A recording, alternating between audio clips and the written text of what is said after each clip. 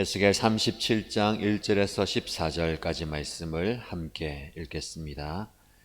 주님께서 권능으로 나를 사로잡으셨다. 주님의 영이 나를 데리고 나가서 골짜기의 한가운데 나를 내려놓으셨다. 그런데 그곳에는 뼈들이 가득히 있었다. 그가 나를 데리고 그 뼈들이 널려있는 사방으로 다니게 하셨다. 그 골짜기의 바닥에 뼈가 대단히 많았다. 보니 그것들은 아주 말라 있었다. 그가 내게 물으셨다. 사람아, 이 뼈들이 살아날 수 있겠느냐? 내가 대답하였다. 주 하나님, 주님께서는 아십니다. 그가 내게 말씀하셨다. 너는 이 뼈들에게 대언하여라. 너는 그것들에게 전하여라. 너희 마른 뼈들아, 너희는 나 주의 말을 들어라. 나 주 하나님이 이 뼈들에게 말한다. 내가 너희 속에 생기를 불어넣어 너희가 다시 살아나게 하겠다. 내가 너희에게 힘줄이 뻗치게 하고 또 너희에게 살을 입히고 또 너희를 살갗으로 덮고 너희 속에 생기를 불어넣어 너희가 다시 살아나게 하겠다. 그때야 비로소 너희는 내가 주인 줄 알게 될 것이다. 그래서 나는 명을 받은 대로 대언하였다. 내가 대언을 할 때에 무슨 소리가 났나 보니 그것은 뼈들이 서로 이어지는 요란한 소리였다. 내가 바라보고 있으니 그 뼈들 위에 힘줄이 뻗치고 살이 오르고 살 위로 살갗이 덮였다. 그러나 그들 속에 생기가 없었다. 그때에 그가 내게 말씀하셨다. 사람아, 너는 생기에게 대언하여라. 생기에게 대언하여 이렇게 일러라. 나 주 하나님이 너에게 말한다. 너 생기야, 사방에서부터 불어와서 이 살해당한 사람에게 불어서 그들이 살아나게 하여라. 그래서 내가 명을 받은 대로 대언하였더니 생기가 그들 속으로 들어갔고, 그래서 그들이 곧 살아나 제 발로 일어나서 서는데 엄청나게 큰 군대였다. 그때에 그가 내게 말씀하셨다. 사람아, 이 뼈들이 바로 이스라엘 온 족속이다. 그들이 말하기를 우리의 뼈가 말랐고 우리의 희망도 사라졌으니 우리는 망했다 한다. 그러므로 너는 대언하여 그들에게 전하여라. 나 주 하나님이 말한다. 내 백성아, 내가 너희 무덤을 열고 무덤 속에서 너희를 이끌어내고 너희를 이스라엘 땅으로 들어가게 하겠다. 내 백성아, 내가 너희의 무덤을 열고 그 무덤 속에서 너희를 이끌어낼 그때야 비로소 너희는 내가 주인 줄 알 것이다. 내가 내 영을 너희 속에 두어서 너희가 살 수 있게 하고 너희를 너희의 땅에 데려다가 놓겠으니 그때야 비로소 너희는 나 주가 말하고 그대로 이룬 줄 알 것이다. 나 주의 말이다. 아멘. 지난주부터 우리는 에스겔 뒷부분을 묵상하고 있습니다. 에스겔의 앞부분에서는 이스라엘과 유다 민족들이 지은 죄로 인해서 심판을 받게 되고 그 결과 수도인 예루살렘이 멸망을 당하고 똑같이 죄를 범한 이방 민족들도 마찬가지로 하나님의 심판을 받고 멸망할 것에 대한 예언이 주 내용이었습니다. 에스겔서의 후반부에서는 심판 이후에 하나님께서 자신의 백성을 회복시키시고 구원해 주실 것을 약속하시는 위로와 희망의 예언의 내용이 나옵니다. 오늘 묵상하는 37장의 말씀은 하나님께서 이스라엘 백성들에게 주신 회복에 대한 말씀, 그 말씀을 에스겔이 환상을 통해서 받게 됩니다. 오늘 본문의 37장 전체는 두 부분으로 구분됩니다. 1절에서 14절, 오늘 우리가 읽은 본문의 말씀에서는 죽음의 골짜기에 있는 마른 뼈의 환상에 대한 내용이 나옵니다. 그리고 내일 살펴볼 15절에서 28절까지는 분단된 북이스라엘과 남유다가 하나가 된다는 회복의 예언의 말씀입니다. 오늘 저와 여러분들이 37장의 앞에 내용을 함께 살펴보겠습니다. 이 본문의 말씀은 어제 주일 담임 목사님과 함께 나누었던 본문입니다. 전체적인 내용과 회복에 대한 비전의 말씀은 주일 말씀을 참고하시면 되겠습니다. 오늘 본문이 주어진 배경과 상황을 중심으로 우리의 모습을 살펴보는 시간이 되면 좋겠습니다. 지금 이스라엘 백성들은 바벨론의 포로로 잡혀갔고 나라를 잃어버렸고 민족의 구심점이 없는 상태로 모두가 뿔뿔이 흩어져 있습니다. 시간이 흘러가면 흘러갈수록 민족의 정체성은 희미해지고 있고 하나님에 대한 신앙도 마찬가지로 약해져만 갑니다.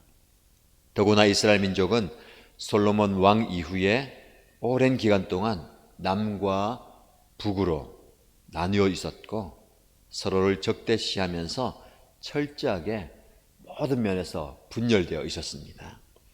북쪽의 사마리아를 중심으로 한 10지파 그리고 남쪽의 예루살렘을 중심으로 한 2지파가 모든 민족이 멸망한 이유를 서로에게 전가하면서 서로에게 깊은 상처를 주고 있었습니다.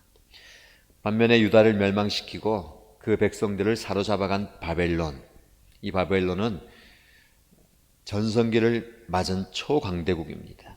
주변의 나라들을 계속해서 정복하고 무너뜨린 나라들로부터 전리품을 챙겨가서 최고의 번영을 누리는 시대였습니다. 그러니 자연스럽게 유다 백성들은 더 이상 우리에게는 미래가 없다, 소망이 없다, 희망이 없다라고 생각하게 됩니다. 이런 상황을 하나님께서는 에스겔에게 환상을 보여주면서 죽은 자들의 마른 뼈들로 가득한 골짜기의 모습과 같다. 골짜기에 죽어서 오래된 마른 뼈들이 흩어져 있는데 그 모습이 바로 너희들의 모습이다 라고 말씀합니다. 그런데 하나님께서는 그 골짜기에 선지자 에스겔을 불러 세우십니다. 그리고 그 처참한 상황 한가운데 서서 그 뼈들에게 하나님의 말씀을 대언하라 라고 명령하십니다. 아무런 희망이 없는 상황에서 하나님은 선지자를 통해서 희망을 보여주십니다. 그리고 희망의 말씀을 대언하라 그리고 선포하라 라고 말씀합니다. 여러분, 영적 지도자는 바로 이와 같은 역할을 하는 사람입니다. 우리에게 그리고 우리가 속한 공동체에 우리의 민족에게 희망이 보이지 않을 때에 우리를 향하신 하나님의 계획을 바라보고 하나님의 음성을 듣고 그것을 용기 있게 대언함으로써 하나님의 뜻이 이 땅 가운데 이루어지도록 환상을 보여주는 자, 바로 영적 지도자의 모습입니다. 여러분이 계속해서 목사님들을 통해서 말씀을 들어야 하는 이유가 여기에 있습니다. 절망적인 상황, 전혀 희망이 없어 보이는 현재의 모습에서 무엇을 보느냐, 무엇을 듣느냐 굉장히 중요합니다. 많은 분들이 부정적인 이야기를 듣고 마음을 거기에 빼앗깁니다. 그래서 조금 생기던 믿음마저도 잃어버리기도 합니다. 그리고 하나님을 향한 신뢰가 계속 떨어지기도 합니다. 영적 지도자는 그러한 민족을 향해서, 백성을 향해서, 하나님의 사람을 향해서 하나님의 말씀을 대언해야 합니다. 단지 잘 될 거야, 희망을 가져라, 곧 문제가 풀릴 것이다 라는 말하는 것이 아니라 하나님께서 무엇을 말씀하시는지를 깊이 깨닫고 그 말씀을 전해야 됩니다. 에스겔 후반부가 회복의 말씀을 전하지만 앞의 말씀, 훨씬 더 많은 분량은 심판에 대한 예언입니다. 너희가 멸망하게 될 것이다, 망하게 될 것이다. 여러분, 망하는 걸 좋아하는 사람이 누가 있겠습니까? 그러나 그 망하게 되는 이유가 무엇입니까?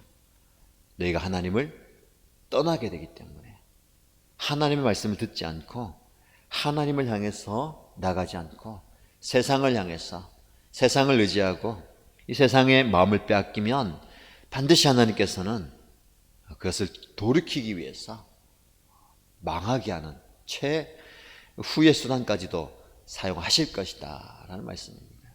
여러분, 그렇게 되지 않기 위해서, 그렇게까지 가지 않기 위해서 그 전에 돌이켜야 했습니다.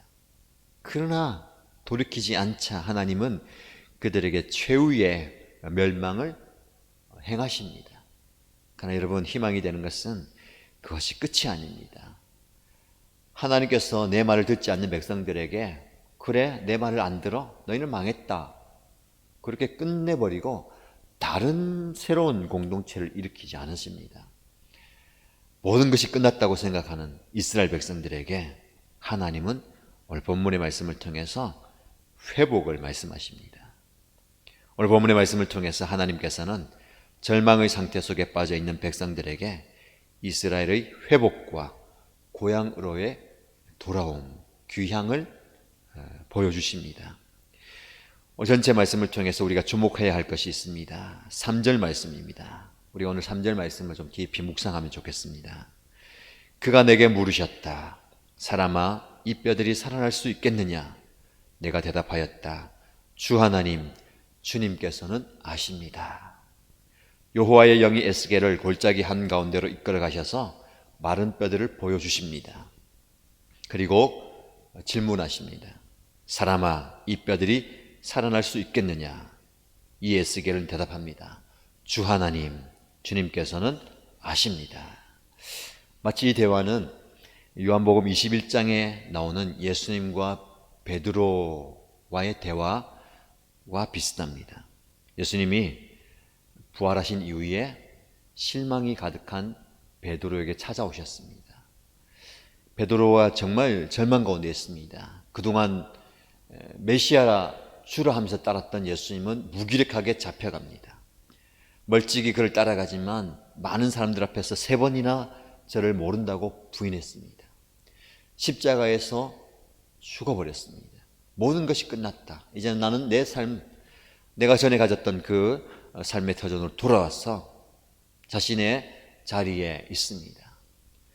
바다에서 그물을 내리지만 큰 희망이 없습니다. 소망이 없습니다. 예전에 가졌던 기쁨도 없습니다. 그런 베드로에게 예수님 찾아오셔서 요한의 아들 시몬아, 내가 나를 사랑하느냐? 라고 물으십니다. 베드로가 대답합니다. 내가 주님을 사랑하는 줄 주님께서 아십니다.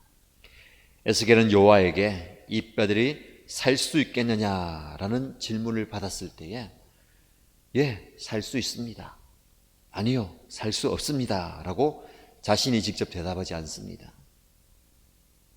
오히려 그 대답을 하나님께서 내리시도록 여지를 남기는 답변을 합니다. 베드로도 마찬가지죠. 네가 나를 사랑하느냐 질문하셨을 때에 사랑합니다. 사랑하지 못하겠습니다. 라고 대답하지 않습니다. 그 답을 주님께서 내리시도록 여지를 남깁니다. 자신이 직접 답변을 하지 않고 여호와께서, 예수님께서 직접 하도록 여지를 남겨준 이유가 무엇이겠습니까? 에스겔과 대답이 정답을 모르겠습니까? 정답을 압니다. 그러나 나를 보니까, 우리를 보니까 나는 얼마나 믿을 수 없는 존재인가, 얼마나 연약한 존재인가를 깨닫게 됩니다. 전에는 주님, 제가 주님을 따르겠습니다. 목에 칼이 들어와도 내가 죽어도 주님을 배반하지 않겠습니다 하고 내가 하면서 얘기했습니다. 근데 그렇게 했던데 실패했어요. 그렇게 안 된다는 거죠. 우리 삶이 그렇습니다. 내가 한번 잘 살아보겠다. 내가 한번 열심히 하겠다. 내가 한번 성공하겠다. 내가 라고 얘기하지만 안 되는 게 우리 인생입니다. 우리 지금 그걸 철저하게 느끼고 있지 않습니까? 여호와께서 마른 뼈를 살릴 수 있다라는 믿음이 없어서도 아닙니다. 주님을 사랑한다는 확신이 없어서도 아닙니다. 믿음도 있습니다. 확신도 있지만 나를 보니까 연약합니다. 믿음이 있다고 얘기했던, 자부했던 나지만 천님 앞에서는 철저하게 깨어지는 내 모습이에요. 이스라엘 백성들이 하나님의 거룩한 백성이고 선택받은 백성이란 자부심이 있었지만 완전히 무너졌습니다. 지금은 지금 있는 모습 그대로 주님 앞에 나가는 게 필요합니다. 깨어져 있는 모습 그대로, 실패한 모습 그대로, 절망 가운데 있는 모습 그대로. 포장할 것도 없어요. 자랑한다고 잘한다고 자랑할 것도 없습니다. 연약한 모습 그대로 주님께 나와가서 주님, 저는 아무 소망이 없습니다. 희망이 없고 제가 저에게 바랄 것도 없습니다. 기댈 것도 없습니다. 이 마른 뼈처럼 바싹 말라 있습니다.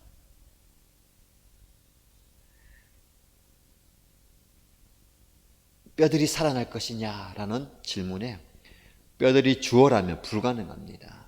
그러나 여호와가 주어라면 가능합니다. 이 고백입니다. 우리 인생의 주어가, 주인이 누구입니까? 내가 주어가 되고 내가 주인이라면 모든 것은 불가능합니다. 실패밖에 없습니다. 그러나 전능하신 하나님, 나를 사랑하시는 예수님, 죽었다가 부활하신 그분이 주인이라면, 주어라면 모든 것이 가능한 줄 믿습니다. 오늘 본문 말씀대로 하자면 우리가 바로 에스겔이 환상 중에 보았던 골짜기에 가득한 매우 마른 뼈 조각에 불과한 한 사람 한 사람입니다. 우리 민족이, 우리 공동체가 그런 뼈 무더기입니다. 그러나 이것은 우리의 과거의 모습이기도 하지만 현재의 모습이기도 합니다. 조국의 멸망 앞에서 좌절했던 이스라엘처럼 우리도 현재 우리가 직면한 문제로 인해서 좌절하고 있지는 않습니까? 우리를 좌절시키는 이 난관은 물질일 수도 있습니다. 인간관계일 수도 있고 미래에 대한 불확실성이 있을 수 있습니다. 개개인마다 다양하겠죠. 아무리 보아도 이 난국을 헤쳐나갈 방법이 없기에 정말 실망하고 낙심해 있지는 않습니까?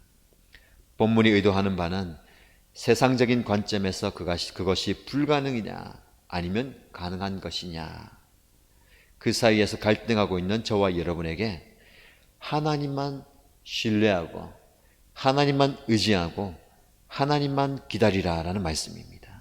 하나님은 무에서 유를 창조하시는 분입니다. 마른 뼈를 말씀만으로도 생기가 넘치도록 군대로 만드시는 분입니다. 철저하게 망해버린 이스라엘도 회복시켜 주시는 분임을 믿으시기 바랍니다. 지금의 이 난관이 나를 너무나 힘들게 하지만 바로 이 난관 역시 하나님께서 나에게 허락하신 과정이라면 나에게는 필요한 과정입니다. 왜 이 과정이 나에게 주어졌는가?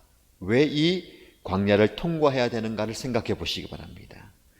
지금 내가 처한 이 상황이 나를 더욱더 믿음의 사람으로 세워가시기 위한 하나님의 연단의 당금짐임을 믿으시기 바랍니다. 이 과정을 통과함으로 우리는 하나님 앞에서 더 단단하게, 더 아름답게 서게 될 줄로 믿습니다.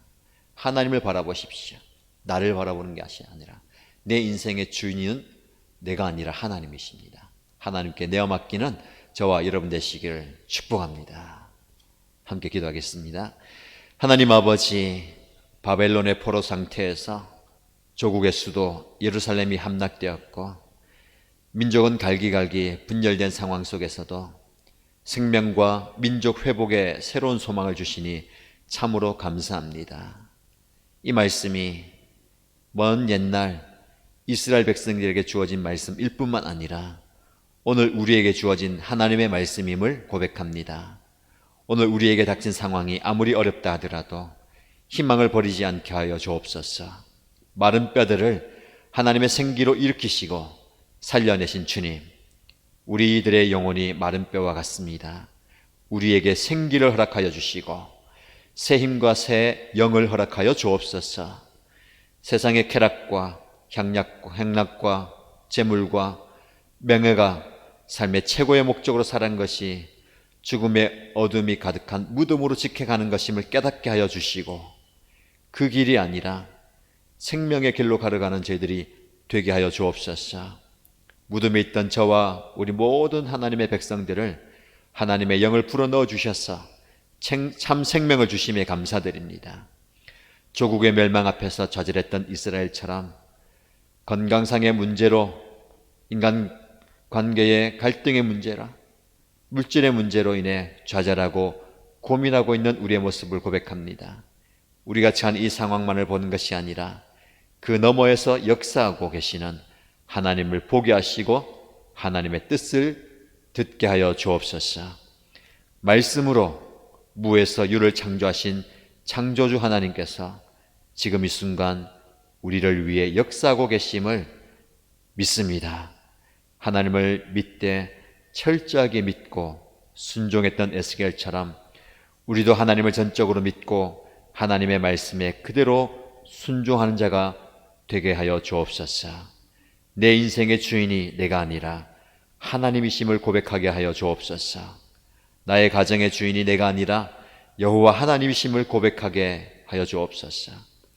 이 나라의 주인이 어느 누가 아니라 공의의 하나님이신 것을 고백하게 하여 주옵소서. 이 나라와 이 민족의 아픔을 싸매시고 열방이 부르짖는 고통의 소리를 들어주셔서 크신 손으로 회복시켜 주옵소서.